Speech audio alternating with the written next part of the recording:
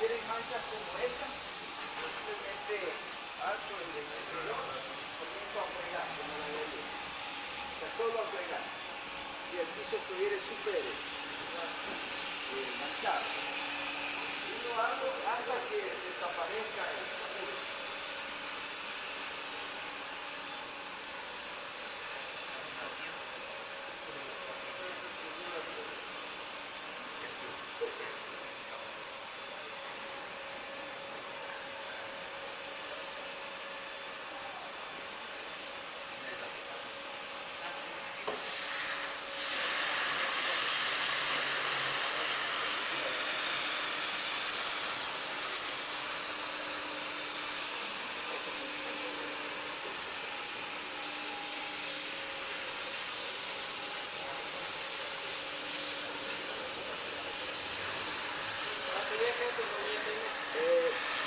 mínimo 8 horas en terrenos